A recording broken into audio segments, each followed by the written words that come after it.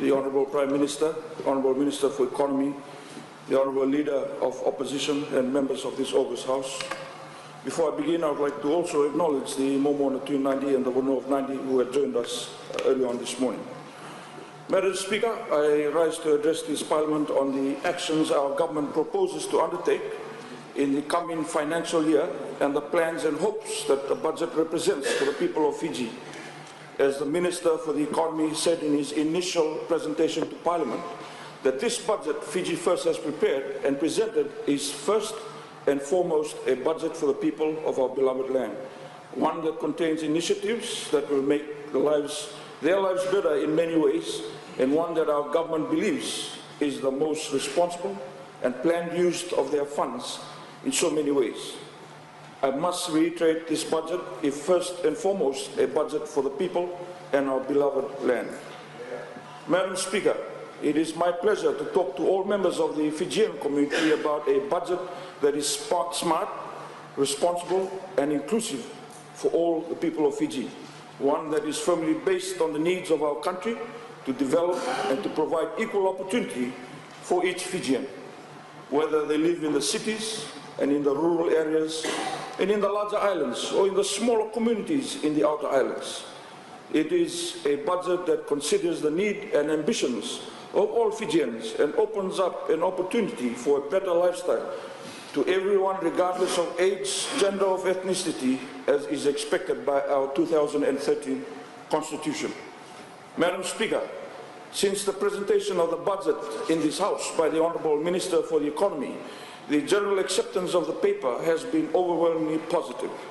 Members on the other side of Parliament have said, both in this Parliament and in the wider community of Fiji, that this is a good budget, a sound budget, and one that is considerable and reliable.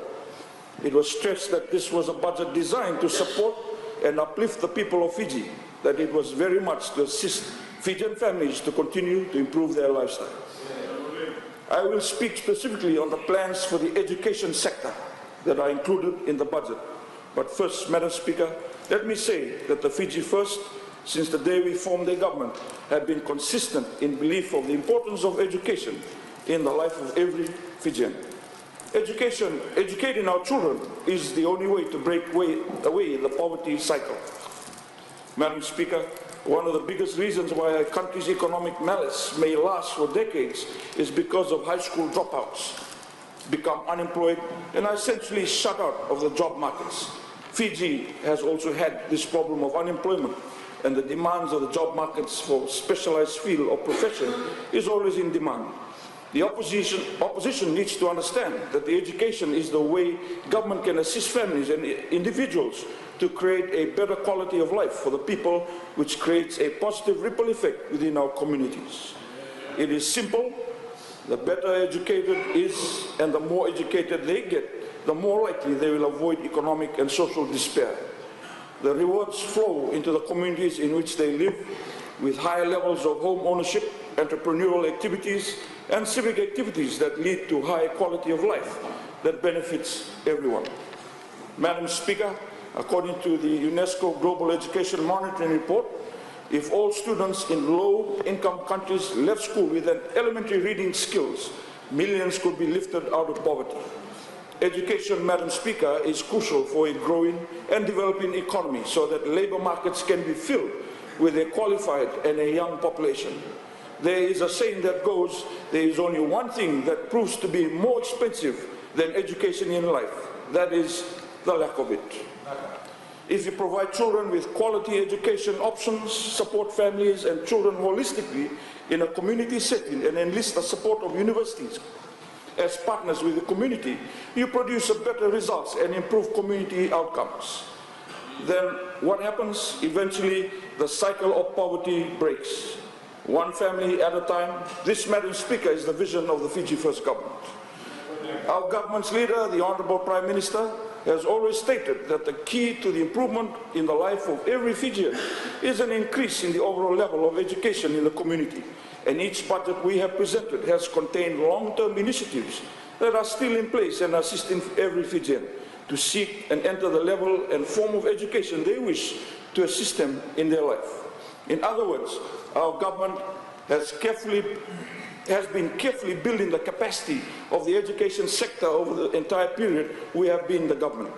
The vision of this government is and always has been that the most important task was to improve the lifestyle of every Fijian and ensure that no one was left behind, and that the tool to effectively do what was to improve education.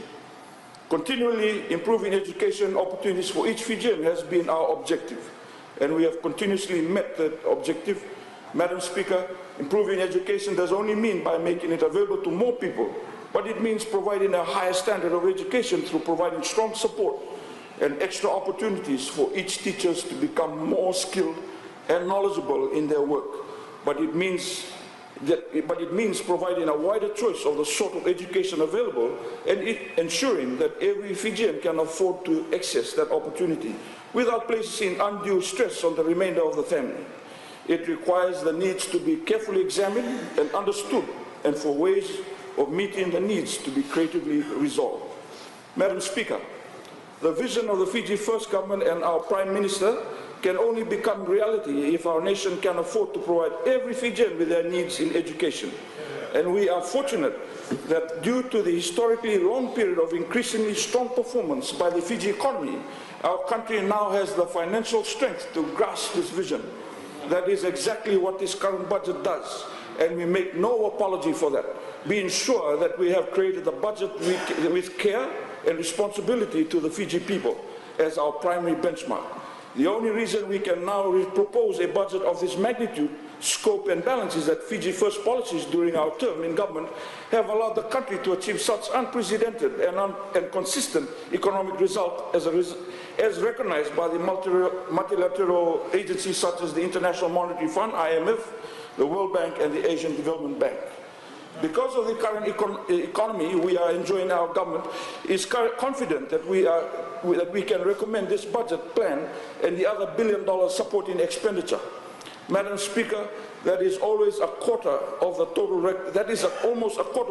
recommended expenditure for the financial year. And I assure you that we are making this commitment without taking away any needed funding from other areas. We firmly believe that the increased activity in the education sector and will directly lead to better life for every Fijian. We will raise the living standard of every Fijian and will prepare Fijians for a greater and more fulfilling future. Madam Speaker, I now want to look at some of the initiatives the budget will deliver. There is a plan to significantly increase the number and size of school buildings and other facilities, either by upgrading existing infrastructure or building new ones where none exist at the moment. Although there are a significant number of people whose lives will benefit from a closer proximity to education facilities, not only in the rural areas, but in towns and cities around Fiji. There are many new initiatives that are introduced in this budget.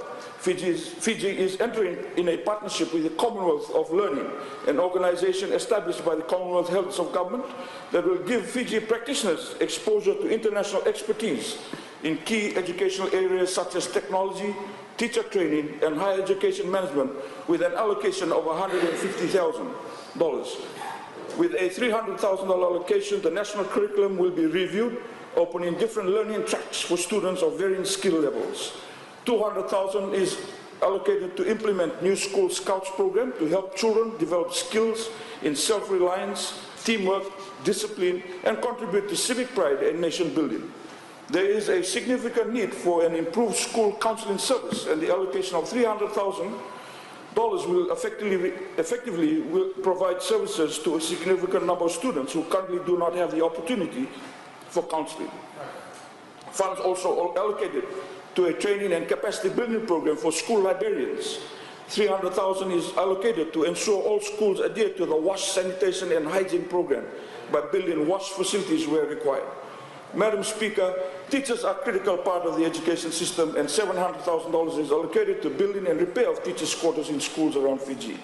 There is also $2.8 million for subsidies for students to enroll in ECCE centers, and $500,000 to ensure ECC centers and infant schools are equipped with the necessary equipment to support student learning. There is 66.4 million allocated to tuition fees, funding to ensure that every Fijian child has an opportunity to receive primary and secondary education without paying any school fees. I note that the leader of SODELPA outside this parliament is now claiming that he started free education. What nonsense! Parents and students have been paying school fees all these years until the Bainimarama government, and now the Fiji First government made it truly free. This historic program is permanently impacting the lives of thousands of Fijians and advancing our economy. There's much more, Madam Speaker, such as a $21.6 million for allocation allowances for ECC, primary and secondary teachers in the rural and remote areas, the bus fare assistance program for primary and secondary students of costing $25 million, and the ongoing free milk program. Cyclone rehabilitation will continue for schools damaged by Cyclone Winston, Kenny, Josie and Gita throughout Fiji, and to allow many school buildings to be upgraded to international cyclone standards.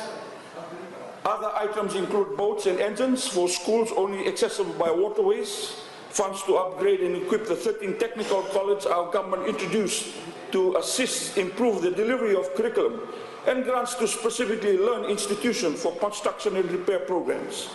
Another important program that is already making a higher education possible for many students is the Tertiary Education Loan Scheme, or TELS, and funding has been increased by 46.5 million from the 205.6 million that was last budgeted.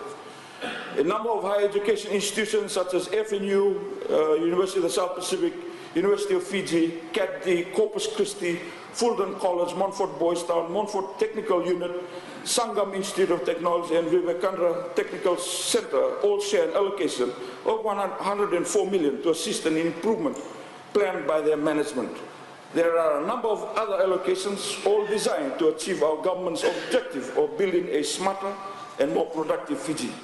Madam Speaker, I close by commending a close study of the education budget allocation and development of a good understanding of the strategies that are being applied to allow Fiji to reach Fiji First objectives, to improve the lifestyle and happiness of all Fijians, and to make it possible for our people to contribute and participate on a level playing field for the economic growth of our beautiful country. Madam Speaker, not only is the Fiji First government rebuilding and reshaping the infrastructure of our country, the Fiji First government is also investing in our young generation, building an educated and knowledge-based economy, enabling young men and women to get the knowledge they need to avoid poverty and adulthood. With these remarks, Madam Speaker, I strongly support the 2018-2019 national budget before this August House. Thank you, Madam Speaker.